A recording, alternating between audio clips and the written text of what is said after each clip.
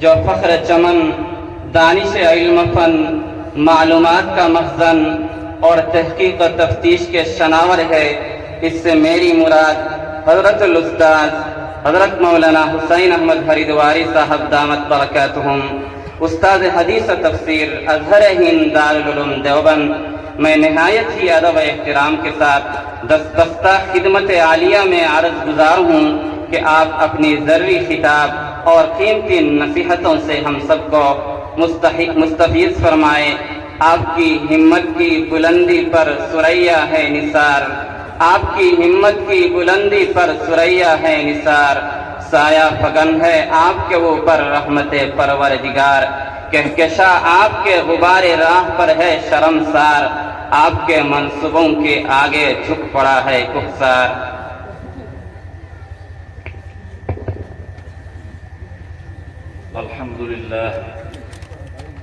الحمد لله نحمده ونستعينه ونستغفره ونؤمن به ونتوكل عليه ونعوذ بالله من شرور أنفسنا ومن سيئات أعمالنا، من يهده الله فلا مضل له ومن يضلله فلا هادي له، ونشهد أن لا إله إلا الله وحده لا شريك له، ونشهد أن سيدنا وحبيبنا وشفيعنا ومولانا محمدا عبده ورسوله، أما بعد، أعوذ بالله من الشيطان الرجيم، بسم الله الرحمن الرحيم، إن المتقين في جنات ونهر في مقعد صدق عند مليك مقتدر، وقال النبي صلى الله عليه وسلم اجتنبوا السبع الموبقات، قيل وما هن يا رسول الله؟ قال الاشراك بالله والسحر وقتل النفس التي حرم الله الا بالحق واكل الربا واكل مال اليتيم والتولي يوم الزحف وقذف المحصنات الغافلات المؤمنات، او كما قال النبي صلی اللہ علیہ وسلم۔ نہ یہ دن نہ یہ رات باقی رہے گی، نہ یہ دن نہ یہ رات باقی رہے گی، بس اللہ کی ذات باقی رہے گی۔ نہ گردش میں صدیوں زمانہ رہے گا، صدا تو کسی کا نہ سکہ چلے گا۔ ہمیشہ نہ کوئی جنازہ اٹھے گا، نہ خوشیوں کی بارات باقی رہے گی، بس اللہ کی ذات باقی رہے گی۔ محترم جناب حضرت مولانا رشید احمد صاحب دامت برکاتہم کی مخلصانہ دعوت موصول ہوئی، محترم جناب مولانا مصباح الرحمن صاحب استاد مدرسہ ہادہ و جناب مولانا ابو الفضل محمد ولی اللہ صاحب استاد مدرسہ ہادہ، دارالعلوم دیوبند کی گوناگوں مصروفیات بھی تھی، اور دیوبند کے اندر سردی بہت زیادہ ہو رہی تھی، لیکن تمام موانع کے باوجود یہاں انتظامیہ اساتذہ کی ایمان کی حرارت وہاں کی برودت پر غالب آ گئی۔ میں ارادہ کرتا تھا اور مولانا مصباح سے بات کرتا تھا کہ بہت مشکل ہے، دارالعلوم کی مصروفیات کی بنا پر سالانہ امتحان بھی قریب ہے، ایام تعلیم بھی چند باقی ہیں، دارالعلوم میں 13 رجب میں سبق بند ہو جائیں گے، ابھی میری کتاب بھی مکمل نہیں ہوئی، اور حالات حاضرہ کے اوپر نظر کرتا تھا تو تب بھی یہی طے ہوتا تھا کہ نہ جانا بہتر ہے، مگر مولانا ایک ہی جملہ بولتے تھے کہ کچھ نہیں ہوگا، آپ کو آنا ہے۔ یہاں کے ایک طالب علم محمد انور، ان کا بھی بہت دخل رہا، آج حاضری ہو گئی، الحمدللہ آپ سب حضرات کا دیدار ہوا، آپ سے ملاقات ہوئی، اساتذہ اور طلباء سے مل کر بہت خوشی ہوئی، اور یہ محفل جو سجی ہوئی ہے کس قدر پر رونق محفل ہے، اللہ تعالیٰ کا جتنا بھی شکر ادا کیا جائے کم ہے۔ ابھی ہمارے محترم جناب ڈاکٹر منور زماں صاحب، انہوں نے بہت قیمتی باتیں ارشاد فرمائی، اور ان سے پہلے جنہوں نے تقریر کی انہوں نے بھی بہت عمدہ باتیں آپ حضرات کے سامنے بیان فرمائی۔ جب یہ معلوم ہوا کہ یہ کتاب یہاں کے ایک طالب علم نے لکھی ہے تو بہت خوشی ہوئی۔ اس کو جب میں نے سب سے پہلے ابھی کھولا تو جس آیت پر میری نظر پڑی میں نے اسی کو اپنی تقریر کا موضوع بنا دیا۔ ان المتقین فی جنات و نہر فی مقعد صدق عند ملیک مقتدر۔ اس قدر مقام مسرت ہے کہ مدرسے کے اندر جو اساتذہ ہیں کتنی محنت کر رہے ہیں، اور طلباء کی کتنی اہمیت کے ساتھ رہنمائی فرما رہے ہیں کہ چھوٹے چھوٹے بچے ماشاءاللہ تصنیفی میدان کے اندر بھی قدم اٹھا رہے ہیں۔ ایک جملہ ہے کہ من لم تکن لہ بدایۃ محرقۃ لم تکن لہ نہایۃ مشرقۃ، کہ جس طالب علم کا اٹھان جلا دینے والا نہ ہو تو اس کا مستقبل روشن نہیں ہوتا۔ تو دیکھیے یہ اٹھان وہی ہے جو طالب علم بچپن کے اندر نکھر جاتا ہے، اس کا مستقبل بھی روشن اور تابناک ہوتا ہے۔ اس لیے حضرت امام شافعی رحمۃ اللہ علیہ نے فرمایا کہ الوقت سیف اقطعہ والا قطعک، کہ وقت ایک تلوار ہے، یا تو اس کو تم کاٹ لو، صحیح طریقے سے اس کو گزار لو، نہیں تو وقت تمہیں کاٹ دے گا۔ وقت ایک تلوار ہے، ہمیں ایک ایک لمحے کی قدر کرنی چاہیے۔ ڈاکٹر صاحب جو فرما رہے تھے بہت عمدہ اور قیمتی بات انہوں نے فرمائی کہ یہ انتخاب کرنا چاہیے کہ ہم دوستی کس سے کر رہے ہیں۔ صحبت کا اثر اتنا زیادہ ہوتا ہے کہ اتنا زیادہ اثر کسی چیز کا نہیں ہوتا۔ قرآن شریف میں یا ایھا الذین آمنوا اتقوا اللہ حق تقاتہ فرمایا، اور قرآن شریف میں یہ بھی فرمایا کہ وَكُونُوا مَعَ الصَّادِقِينَ، کہ تم سچوں کے ساتھ ہو جاؤ، اچھوں کے ساتھ صحبت اختیار کرنی چاہیے، سچے لوگوں کے ساتھ مصاحبت اختیار کرنی چاہیے۔ دارالعلوم دیوبند کے شیخ الحدیث سابق رحمۃ اللہ علیہ حضرت مفتی سعید صاحب فرمایا کرتے تھے کہ طلباء تین قسم کے ہوتے ہیں، ایک تو پڑھنے والے ہوتے ہیں، اور ایک پڑھنے والے کے مدرسے میں داخلہ لے کر کے پڑھ جاتے ہیں، اور تیسرے پڑھنے والے کے مدرسے میں آتے ہیں، دونوں وقت کھانا بھی ملتا ہے۔ تین قسم کے اساتذہ ہوتے ہیں۔ حضرت یہ فرمایا کرتے تھے اس زمانے میں ایک چوتھی قسم بھی ہو گئی کہ موبائل چلانے والے۔ دارالعلوم میں قانون بنا تھا کہ جس طالب علم کے پاس موبائل پکڑا جائے گا اخراج ہو جائے گا، کہیں موبائل نظر بھی نہیں آتا تھا دارالعلوم میں، کچھ طلباء کے اخراج ہو گئے۔ اس کے بعد قانون میں تھوڑی سی تخفیف ہوئی کہ اگر موبائل پکڑا جائے گا تو پورے سال کا کھانا بند ہوگا، اخراج نہیں ہوگا۔ پھر موبائل نظر آنے لگے۔ ابھی میٹنگ میں پھر یہ بات طے ہوئی کہ آئندہ سال سے پھر قانون میں سختی کی جائے گی، اور حضرت مولانا ارشد مدنی دامت برکاتہ نے فرما دیا کہ اس قانون کو پہلی حالت پر ہی لانا ہوگا۔ تو صحبت کا اثر اتنا پڑتا ہے، صحبت بد سے ہمیشہ بھاگ تو، ورنہ بن جائے گا کالا ناگ تو۔ کالا ناگ بن جاتا ہے آدمی صحبت کی خرابی کی بنا پر۔ تو کس قدر مسرت اور خوشی ہے کہ ایک بچے نے یہ کتاب لکھی، یہ تو مجھے معلوم نہیں کہ کون سی جماعت کا طالب علم ہے۔ ان المتقین فی جنات و نہر، کہ متقی لوگ جنت کے اندر جائیں گے، نہروں میں رہیں گے، وہ بہت سہولیات ان کو میسر ہوگی۔ لیکن اب ہمیں یہ ضرور سمجھنا چاہیے کہ متقی، تقویٰ کہتے کس کو ہیں؟ جب تک تقوی نہیں ہوگا، ایمان نہیں ہوگا تو آدمی جنت میں داخل نہیں ہوگا، کیونکہ جہاں بھی جنت کا ذکر ہے اس سے پہلے قرب جوار میں تقوی کا بھی ذکر ہے۔ لیکن الذین اتقوا ربهم لهم جنات تجری، پہلے تقوی کا ذکر ہے پھر جنت کا ذکر ہے۔ اسی طریقے سے ان المتقین فی جنات و نہر، پہلے تقوی کا ذکر ہے پھر جنت کا ذکر ہے۔ ھدی للمتقین الذین یؤمنون بالغیب، پہلے تقوی کا ذکر ہے، دوسرے اعمال کا ذکر پہلے ہے۔ یا ایھا الذین آمنوا ان تتقوا اللہ یجعل لکم فرقانا، پہلے تقوی کا ذکر ہے پھر دوسرے عمل کا ذکر ہے۔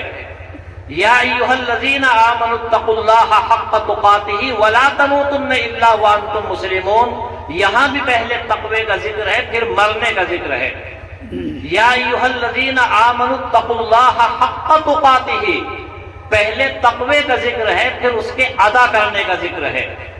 یا ایھا الذین آمنوا اتقوا اللہ ولتنظر نفس ما قدمت لغد واتقوا اللہ، یہاں بھی پہلے تقوی کا ذکر ہے۔ ھدی للمتقین میں وہاں تقوی کا ذکر ہے۔ وسارعوا الی مغفرۃ من ربکم وجنۃ عرضها السماوات والارض اعدت للمتقین، جنت کس کے لیے بنائی وہ بھی تقوی کے اوپر معلق کیا، اور جنت کی ہم سب کو طلب ہے۔ بغیر ایمان کے اور تقوی کے جنت میں کوئی داخل نہیں ہو سکتا۔ اب تقوی کہتے کس کو ہیں؟ تقوی کی بہت مختصر سی تعریف ہے، کف النفس عن الہوی، اپنے آپ کو خواہشات نفسانی سے بچانا، یہی تقوی کی تعریف ہے۔ اگر اس کو اردو میں بیان کرنا چاہیں تو اس انداز سے بیان کر سکتے ہیں کہ دل میں ایسی کیفیت پیدا ہو جائے کہ جس کے بعد گناہوں سے بچنا آسان ہو جائے، یہی تقوی ہے۔ آپ کے اندر موجود ہے ماشاءاللہ، کیونکہ تقوی کی جو علامتیں بیان کی جاتی ہیں وہ ساری آپ کے اندر نظر آ رہی ہے۔ تقوی کی جو پہچان ہے آپ کے اندر موجود ہے۔ دل کے اندر ایسی کیفیت کا پیدا ہو جانا کہ اس کے بعد گناہوں سے بچنا آسان ہو جائے۔ آپ کا اپنے مصروفیات کو چھوڑ کر، اپنی نیند کو قربان کر کے مدرسے کی اور جلسے کی نسبت پر یہاں حاضر ہو جانا، یہ علامت ہے اس بات کی کہ آپ کے اندر یہ صفت بدل جائے عدم موجود ہے۔ ورنہ کتنے ہمارے ایسے بھی بھائی ہوں گے جو اپنی آرام گاہ میں چلے گئے ہوں گے، میٹھی نیند سو رہے ہوں گے، لیکن آپ یہاں موجود ہیں، یہ صفت آپ کے اندر موجود ہے۔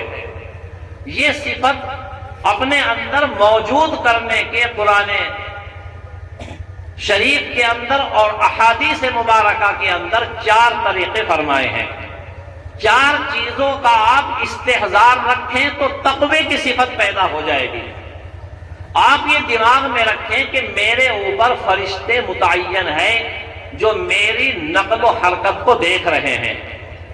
جگہ جگہ لکھا ہوا ہوتا ہے کہ آپ کیمرے کی نظر میں ہے، تو آدمی بہت سوچ سمجھ کے قدم رکھتا ہے کہ یہاں کہیں کیمرہ نہ لگا ہوا ہو اور میری نقل و حرکت اس کے اندر نہ آ جائے۔ کتنے چور اوباش قسم کے لوگ اسی کیمرے کی مدد سے پکڑے جاتے ہیں۔ تو اگر کسی جگہ کیمرہ بھی نہ ہو تو اللہ کا کیمرہ ہر جگہ لگا ہوا ہے، وہ چاہے نظر آئے یا نہ آئے۔ سب سے پہلے ہمیں یہ استحضار رکھنا چاہیے کہ وَإِنَّ عَلَيْكُمْ لَحَافِظِينَ كِرَامًا كَاتِبِينَ، کہ 2 فرشتے اللہ نے متعین کر دیے جو نظر بھی نہیں آ رہے ہیں۔ دائیں کندھے پر بھی ایک فرشتہ ہے، بائیں کندھے پر بھی ایک فرشتہ ہے۔ جو لفظ بھی آدمی کی زبان سے نکلتا ہے فرشتے اس کو نوٹ کرتے ہیں۔ اور میں نہیں کہتا، قرآن شریف کہتا ہے ما یلفظ من قول الا لدیہ رقیب عتید، جو لفظ بھی آدمی اپنی زبان سے نکالتا ہے فرشتے اس کو لکھ لیتے ہیں۔ ایک تصور تو ہمیں یہ کرنا چاہیے۔ دوسرا تصور ہمیں یہ کرنا چاہیے کہ کتاب کھول کر کے نامہ اعمال کی رکھ دی جائے گی، ووضع الکتاب فتری المجرمین مشفقین مما فیہ ویقولون یا ویلتنا. یہ ہمیں تصور کرنا چاہیے کہ ہماری کتاب، ہمارے نام اعمال یہ کھول کر کے رکھا جائے گا. اس کتاب میں نہ کوئی چھوٹی چیز چھوٹے گی نہ کوئی بڑی چیز چھوٹے گی. لا یغادر صغیرۃ ولا کبیرۃ الا احصاها ووجدوا ما عملوا حاضرا ولا یظلم ربک احدا. اللہ تعالی ذرہ برابر کسی پر ظلم بھی نہیں کرتے. یہ ہمیں تصور کرنا چاہیے. تیسرے، ہمیں یہ استحضار رکھنا چاہیے کہ یہ جو زمین ہے یہ بھی ہمارے خلاف گواہی دے گی. ہم کسی جگہ بیٹھ کر کے گناہ کر لیں، کوئی ناجائز حرکت کر لیں، کریں گے تو زمین ہی کے اوپر، یہ زمین بھی گواہی دے گی. یہ 4 سرکاری گواہ ہیں. یومئذ تحدث اخبارہا، یہ زمین اپنی خبروں کو بیان کرے گی. جہاں بھی جو عمل کیا جائے گا زمین بول کر کے بتائے گی. یہ تیسرا سرکاری گواہ ہے. اور چوتھا سرکاری گواہ اعضاء بدن، آدمی کے اعضاء. اس ہاتھ کو ہم اپنا ہاتھ سمجھتے ہیں، ٹھیک ہے یہ ہمیں استعمال کے لیے دیا ورنہ ہمارا نہیں ہے. یہ ہمارے خلاف گواہی دے گا. ان پیروں کو اپنے پیر ہم سمجھتے ہیں، استعمال کے لیے دیے، اللہ نے امانت ہے، حقیقت میں ہمارے خلاف گواہی دیں گے. زبان پر تو تالا لگے گا، یہی اعضاء گواہی دیں گے. یہ چوتھا سرکاری گواہ ہے. قرآن نے فرمایا الیوم نختم علی افواہہم وتکلمنا ایدیہم وتشہد ارجلہم بما کانوا یکسبون. ہاتھ گواہی دیں گے، پیر گواہی دیں گے، حتیٰ کہ ہمارے بدن کی کھال بھی گواہی دے گی. وقالوا لجلودہم لم شہدتم علینا قالوا انطقنا اللہ الذی انطق کل شیء. آدمی کہے گا اپنی کھال سے کہ میرے خلاف تو گواہی دے رہی ہے، میں تجھ کو دنیا میں اپنا سمجھتا تھا، تجھ کو بلوایا کس نے؟ تیرے اندر قوت گویائی، قوت تکلم کس نے عطا کی؟ یہ کھال کہے گی انطقنا اللہ الذی انطق کل شیء، کہ جس شخصیت نے، جس ذات نے سب کو قوت گویائی عطا فرمائی، مجھے بھی اسی نے قوت گویائی عطا فرمائی. یہ کھال بول کر کے بتائے گا. یہ 4 استحضار اگر ہمیں ہے تو ہم خلوت میں بھی انشاءاللہ بچ جائیں گے، جلوت میں بھی بچ جائیں گے، تنہائی میں بھی بچیں گے، محفل میں بھی بچیں گے. یہ تصور اگر ہمیں رہے گا تو انشاءاللہ تعالی ہماری زندگی صحیح گزرے گی.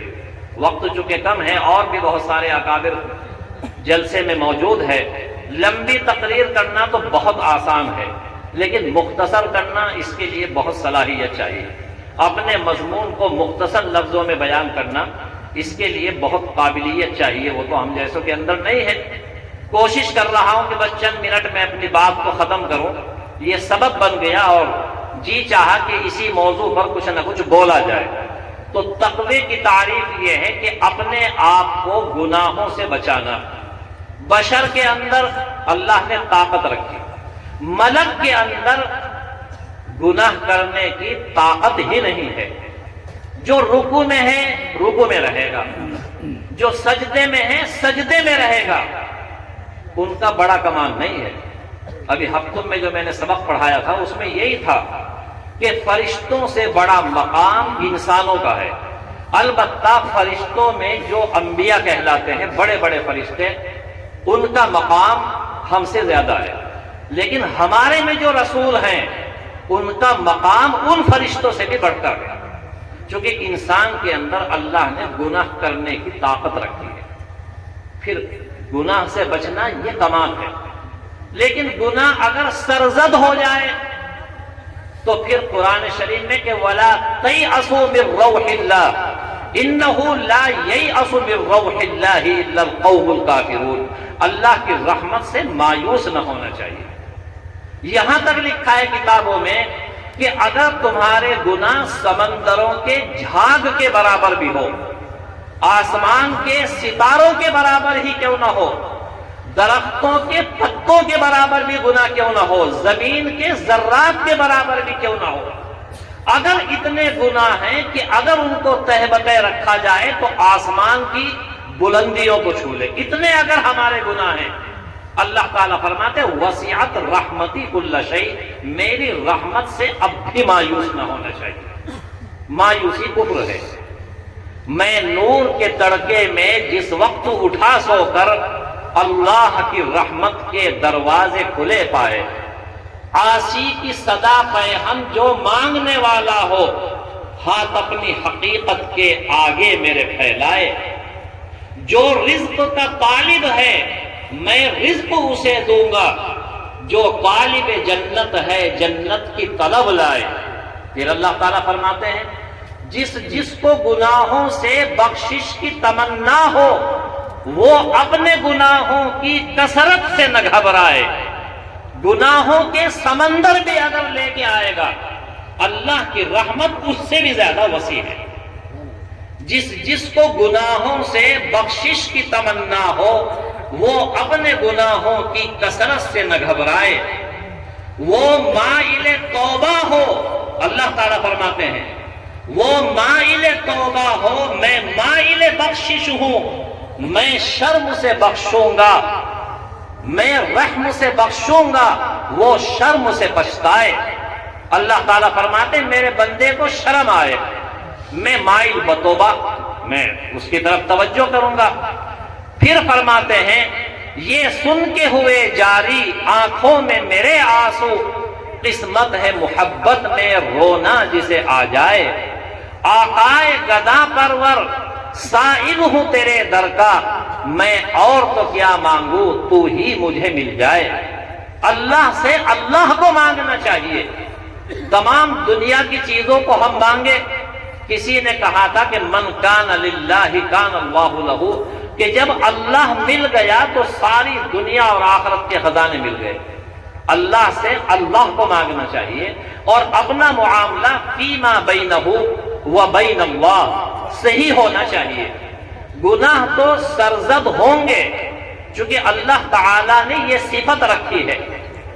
حدیث میں آتا ہے اگر بندوں سے گناہوں کا صدور نہ ہو تو اللہ تعالیٰ ایسی مخلوق پیدا فرمائیں گے کہ جن سے گناہوں کا صدور ہو، پھر وہ توبہ کرے، اللہ کو رحمان کہیں، رحیم کہیں، غفور الرحیم کہیں۔ گناہگار ہی تو کہے گا، اگر گناہ ہی نہیں ہوگا تو پھر کون کہے گا غفور الرحیم؟ اللہ تعالیٰ فرماتے ہیں ایسی مخلوق پیدا کروں گا کہ جن سے گناہوں کا صدور ہو، پھر وہ مجھے رحمان الرحیم کہیں۔ یہ نہیں میں کہہ رہا ہوں کہ گناہ کریں، کرنا اور ہے اور ہونا اور ہے۔ جیسے ہمارے مہمان محترم نے بتلایا کہ سننا اور ہے اور سنائی دینا اور ہے، کتاب دیکھنا اور ہے اور دیکھنا اور ہے، خوب کرنا اور ہے اور خوب ہونا اور ہے، خانقاہ اور ہے اور دل کا کونا اور ہے۔ ایک گناہ کرنا، ایک گناہ کا صادر ہو جانا۔ ہم قصدن تو گناہ نہیں کرتے، لیکن اگر صادر ہو جائے گناہ تو اللہ کو رحمان رحیم توبہ کرتے ہیں اللہ تعالیٰ سے، چونکہ اللہ نے خود فرمایا فادعونی استجب لکم، تم توبہ کرو میں قبول کروں گا۔ فوراً قبول ہونا ضروری نہیں۔ حضرت زکریا نے دعا کی، بلکہ یہاں تک لکھا ہے کتاب میں کہ اللہ تعالی جس دعا کو قبول کرنا چاہتا ہے دل میں داعیہ پیدا کر دیتا ہے اس کا، یہ دعا کرو۔ جب تک میں دارالعلوم کا مدرس نہیں بنا تھا تو میرے دل میں یہ تمنا تھی کہ دارالعلوم دیوبند کا مدرس بنوں، دعا کرنی شروع کر دی، اللہ نے قبول فرما لی۔ جب اللہ تعالیٰ کوئی چیز دینا چاہتے ہیں تو تمنا دل میں پیدا کر دیتے ہیں یہ کام کرو، چنانچہ بندہ پھر دعا کرتا ہے۔ حضرت زکریا کو اولاد دینی تھی، دل میں داعیہ پیدا کر دیا، حضرت زکریا نے دعا مانگ لی، یحییٰ عطا فرما دیے، مگر تقریباً 8 سال کے بعد دعا قبول ہوئی۔ حضرت موسیٰ نے دعا کی، فرعون کی ہلاکت کی، دعا تو قبول ہو گئی، فوراً ظہور نہیں ہوا، تقریباً 40 سال کے بعد ظہور ہوا۔ تو فوراً نہیں قبول ہوتی. درد دل سے جو کہ کرتا ہے دعا اس کو سن لیتا ہے جلدی سے خدا. دل سے کرنی چاہیے. 2 شرطیں ہیں دعا کی قبولیت کی.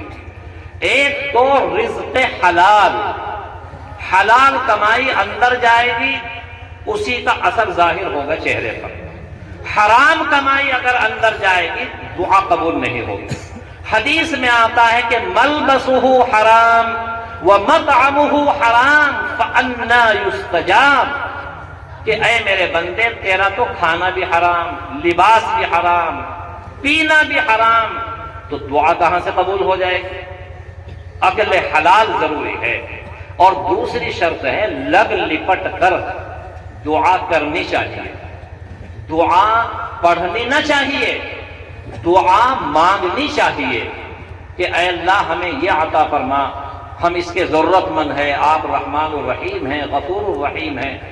لگ لپٹ کر دعا کرنی چاہیے. بچہ اپنی ماں سے پیسے مانگتا ہے، ماں منع کر دیتی ہے، پھر مانگتا ہے، پھر منع کر دیتی ہے، پھر لگ لپٹ کر کے مانگتا ہے. ماں سمجھتی ہے کہ بھئی یہ ماننے والا نہیں، بہتر یہی ہے کہ اس کو جلدی سے 2-4 روپے دے کر کے چھٹی کرو. قبول کر دیتی ہے ماں اس کی بات. اللہ تعالیٰ بھی اپنے بندوں پر ماں سے زیادہ رحمان و رحیم ہے. رحم کے 100 حصے ہیں. پوری دنیا میں جو محبت ہو رہی ہے آپس میں ایک دوسرے سے، یہ ایک حصہ ہے فقط.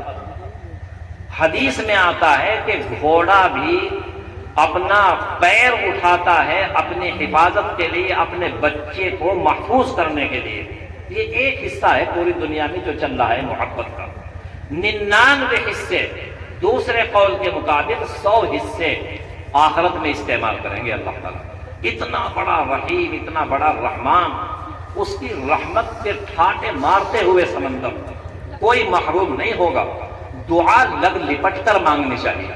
یہی ہے بس تقوی. تقوی کے 5 قواعد ہیں مگر میں ان کو اس وقت بیان نہیں کرتا، اس میں بہت دیر لگے گی. بس ایک آدھ بیان کرتا ہوں.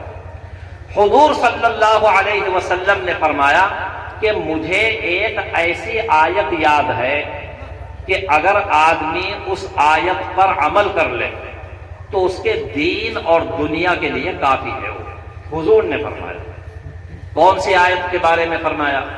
وَمَن يَتَّقِ اللَّهَ يَجْعَل لَّهُ مَخْرَجًا. اس میں بھی تقوی کا سب سے پہلا فائدہ بیان کیا کہ جو آدمی تقوی اختیار کرتا ہے گناہوں سے بچتا ہے. یہ نہیں کہ گناہ نہیں کرتا، بچنے کی کوشش کرتا ہے، پھر چاہے گناہ صادر ہو جائے. اتنا ہی تو کرے گا آدمی جتنی اس میں ہمت ہے. بچنے کی تدبیریں اختیار کرے، بچنے کی شکلیں اختیار کرے. حضور نے فرمایا کہ مجھے ایک ایسی آیت یاد ہے کہ اگر اس کے اوپر آدمی عمل کر لے تو اس کے دین اور دنیا کے لیے یہی کافی ہے. وَمَن يَتَّقِ اللَّهَ يَجْعَل لَّهُ مَخْرَجًا. کہ جو آدمی اللہ سے ڈرتا ہے کتنی ہی بڑی تنگی میں مبتلا ہو جائے وہ، اللہ تعالیٰ بچنے کی شکلیں عطا فرما دیتے، بچا لیتے ہیں اس کو کتنی ہی الجھن میں مبتلا ہو. میں ایک واقعہ سناتا ہوں مختصر سا. دارالعلوم کا ایک طالب علم تھا، نیک طالب علم تھا، بہت قابل نہیں تھا، صلاحیت نہیں تھی، صالحیت تھی، نیک تھا اندر سے. کسی جگہ امام بن گیا. یہی واقعہ دارالعلوم کے دفتر اہتمام میں حضرت مولانا ارشد مدنی دامت برکاتہم نے سنایا تھا اساتذہ کی محفل میں، اور حضرت مولانا قمر الدین صاحب نے مسجد رشید میں طلبہ کو سنایا تھا یہ واقعہ. یہاں بھی ماشاءاللہ کثیر تعداد میں طلبہ موجود ہیں، اور خوشی کی بات یہ ہے کہ یہاں سے 44 طلبہ دارالعلوم دیوبند میں بھی جا چکے ہیں، داخلہ لے چکے ہیں، اور اس سال بھی کافی مقدار میں طلبہ جانے والے ہیں. اور جس انداز سے طلبہ مجھ سے بات کر رہے تھے اس سے یہ اندازہ ہو رہا تھا کہ انہیں بڑا درد ہے دارالعلوم میں داخلے کا. اللہ تعالیٰ ان کے لیے شکلیں آسان فرما دے. یہاں کے طلبہ دارالعلوم میں جاتے رہتے ہیں، داخلہ ہوتا ہے. گزشتہ سال میں نے پورے ہندوستان کا نکلوایا تھا کتنے مدرسوں سے کتنے طلبہ کا داخلہ ہوا دارالعلوم میں. منشیوں کو میں نے کہہ دیا دفتر تعلیمات کے، انہوں نے ماشاءاللہ پورا نکال دیا. وہ رکھا ہوا ہے پوری تفصیل، کس مدرسے کے کتنے طلبہ کس جماعت میں دارالعلوم میں داخل ہوئے۔ دارالعلوم میں داخلہ بڑی سعادت اور خوش قسمتی ہے، اساتذہ مہربان ہیں، منتظمین مہربان ہیں، دارالعلوم کا اپنا کتب خانہ ہے، ساری سہولیات مہیا ہے، پڑھنے والا ہونا چاہیے۔ دارالعلوم کا یہ طالب علم تھا، کسی مسجد میں امام بن گیا، کسی نے اس کو یہ چیلنج کر دیا کہ مناظرہ ہونا ہے تمہارے ساتھ، فریق مخالف نے کچھ دعویٰ کیا ہے اور ہماری کسی عالم سے جان پہچان نہیں، لہذا مناظرہ آپ ہی کو کرنا پڑے گا۔ اور وہ لڑکا بہت قابل تو نہیں تھا لیکن اندر سے نیک تھا۔ جب آدمی اندر سے نیک ہوتا ہے تو اللہ کی مدد شامل حال ہوتی ہے۔ مناظر نے طرح طرح کے سوالات کیے، کبھی اسلامیات کے بارے میں سوال کیا، کبھی منطق اور فلسفے کے بارے میں بھی سوال کیا، مگر اس طالب علم نے تمام سوالوں کا جواب دیا۔ ہمارا علم ہی کیا ہے، ہم تو خود مختلف ہیں۔ حضرت خضر اور حضرت موسیٰ جب کشتی میں سفر کر رہے تھے، واقعہ یہ پیش آیا تھا، حضرت موسیٰ تقریر کر رہے تھے ایک دفعہ بنی اسرائیل میں، کسی نے یہ سوال کر لیا کہ اس وقت دنیا میں بڑا عالم کون ہے؟ حضرت موسیٰ نے کہہ دیا میں ہوں۔ تو میں تو اللہ کو پسند نہیں، دیکھو بکری کرتی ہے میں تو روز کٹتی ہے بکری، اور مینا وہ کہتی میں کچھ بھی نہیں۔ بکری کہے میں کھڑی کھال کھچوائے، اور مینا کہے میں نہ سب کے دل کو بھائے، سب کو اچھی لگتی ہے وہ۔ حضرت موسیٰ نے کہتے میں ہوں بڑا عالم، اگرچہ جائز تھا، حضرت موسیٰ ہی تھے عالم شریعت پڑھے، لیکن اپنی زبان سے تو نہیں کہنا تھا۔ اللہ تعالیٰ نے اسی پر پکڑ کی کہ تجھ سے بھی بڑا عالم موجود ہے، وَفَوْقَ كُلِّ ذِي عِلْمٍ عَلِيمٍ، وَفَوْقَ كُلِّ ذِي عِلْمٍ عَلِيمٍ۔ حضرت موسیٰ کو تمنا ہوئی کہ میں ان سے ملاقات کرنا چاہتا ہوں۔ چنانچہ جب یہ دونوں سفر کر رہے تھے تو ایک چڑیا تختے پر آ کر کے بیٹھ گئی، دریا کا سفر تھا، چڑیا نے اپنی چونچ ڈالی سمندر میں۔ حضرت خضر نے کہا کہ اے موسیٰ، میرا اور تیرا علم بس اتنا ہی ہے جتنا اس چڑیا کی چونچ کے اوپر پانی لگا، یہ میرا اور تیرا علم ہے، باقی سارا ٹھاٹے مارتا ہوا سمندر یہ اللہ کے علم کی مثال ہے، بلکہ اس سے بھی کہیں زیادہ۔ وَلَوْ أَنَّ مَا فِي الْأَرْضِ مِنْ شَجَرَةٍ أَقْلَامٌ وَالْبَحْرُ يَمُدُّهُ مِنْ بَعْدِهِ سَبْعَةُ أَبْحُرٍ مَا نَفِدَتْ كَلِمَاتُ اللَّهِ۔ اللہ کی تعریف اگر 7 سمندر اور اس سے بھی زیادہ اور روشنائی بن جائے اور تمام دنیا کے درخت قلم بن جائیں، تب بھی اللہ کی تعریف ختم نہیں ہوگی۔ ہمارا علم ہی کیا ہے؟ اس طالب علم نے تمام سوالوں کے جواب دیے۔ بعد میں لوگوں نے پوچھا نہیں آپ تو کچھ بھی نہیں جانتے تھے، آپ نے کیسے سوال کے جواب دیے؟ تو اس لڑکے نے بتلایا کہ اندر سے تو نیک تھا کہ جب یہ سائل یہ مناظر مجھ سے سوال کرتا تھا اسلامیات کے بارے میں تو مجھے دائیں جانب حضرت مولانا قاسم صاحب نانوتوی رحمت اللہ علیہ کی شبیہ یعنی شکل نظر آتی تھی۔ حضرت مولانا میرے کان میں جواب دے دیا کرتے تھے، میں یوں کر لیا کرتا تھا، اور اسے مناظر کو میں جواب دے دیا کرتا تھا، یہ فرمایا۔ اور جب یہ مجھ سے کسی فلسفے کے بارے میں سوال کرتا تھا، منطق کے بارے میں سوال کرتا تھا، تو شیخ بو علی سینا کی شکل بائیں جانب نظر آتی تھی، میں کان اس طریقے سے کر لیا کرتا تھا، اور میرے کان میں جواب دے دیا کرتے تھے، میں اس کو جواب دے دیا کرتا تھا۔ اللہ تعالیٰ نے اس طریقے سے مدد کرتا۔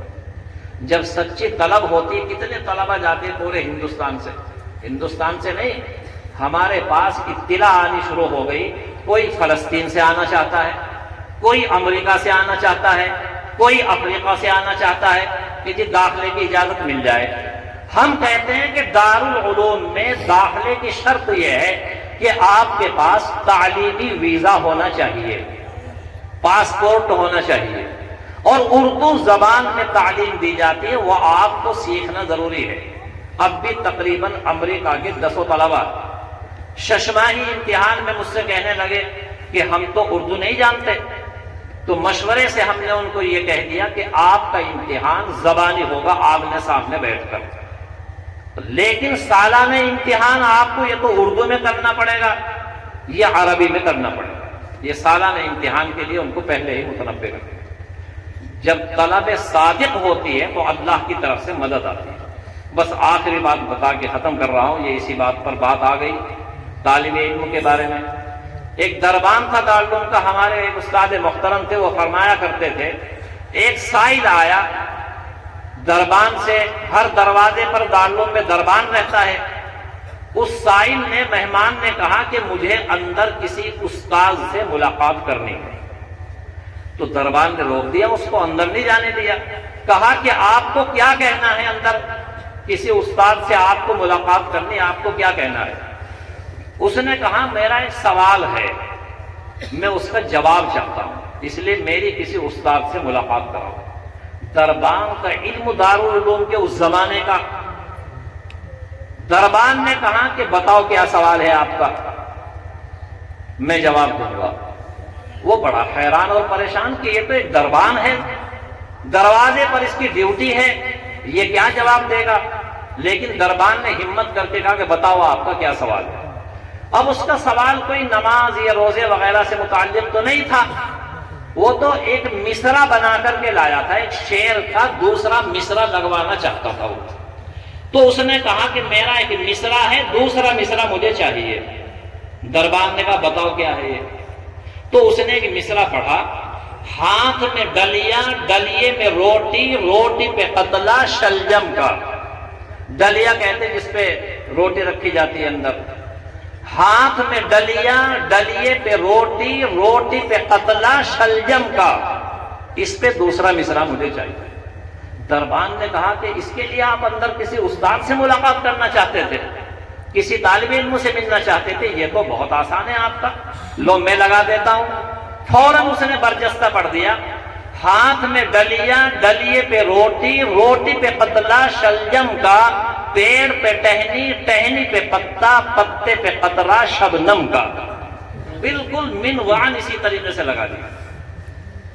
ہاتھ میں ڈلیا، ڈلیے پہ روٹی، روٹی پہ قتلہ شلجم کا، پیڑ پہ ٹہنی، ٹہنی پہ پتا، پتے پہ قطرہ شبنم کا۔ بس وہیں سے وہ مہمان واپس ہو گیا کہ جس دارالعلوم کے دربان کے علم کا یہ عالم ہے تو اندر اساتذہ کے علم کا کیا عالم ہوگا۔ وہیں سے واپس ہوا۔ یہ سب دارالعلوم ہی تو بیٹھا ہوا ہے۔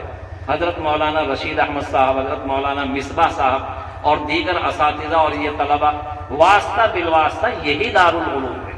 یہ تمام مدارس دارالعلوم ہی کی شاخیں ہیں۔ دارالعلوم کے سابق شیخ الحدیث فرمایا کرتے تھے کہ میں دنیا میں جہاں بھی گیا مجھے دارالعلوم کا پڑھا ہوا بالواسطہ یا بلا واسطہ ہر جگہ سے ملا، اور بعض طلبہ ایسا کارنامے انجام دے رہے ہیں، پڑھا رہے ہیں، بچوں کو کلمہ سکھا رہے ہیں۔ دارالعلوم کے سابق شیخ الحدیث نے فرمایا کہ بھئی ہماری تو رال ٹپک گئی، کاش کہ اے اللہ یہ کام آپ ہم سے لے لیں۔ تو اصل کام ہے، نام نہیں۔ ڈاکٹر صاحب ماشاءاللہ کتنے خدمات کر رہے ہیں، اصل کام ہے، کام اور ہے اور کام کی باتیں اور ہیں۔ لوگ میرے کام کی باتوں کو کام سمجھتے ہیں، لیکن کام اور ہے اور کام کی باتیں اور ہیں۔ اصل مقصد کام ہے، دنیا میں بھی اور آخرت کے اندر بھی۔ آج جلسے سے یہی سبق لے کر کے اٹھیں آپ کہ انشاءاللہ تعالی اپنے اندر تقوی، طہارت، صلاح، سلامتی، ہم سے کسی اور کو فائدہ ہو جائے، اور ایمان پر استقامت اور طہارت، یہ تمام دولت اللہ تعالی ہمیں عطا فرما دے۔ یہ ہم عزم اور ارادہ کر کے اٹھیں، اللہ تعالی مجھے بھی، آپ کو بھی، ہم سب کو عمل کی توفیق عطا فرمائے اور اس جلسے کو کامیابی عطا فرمائے۔ وآخر دعوانا الحمدللہ۔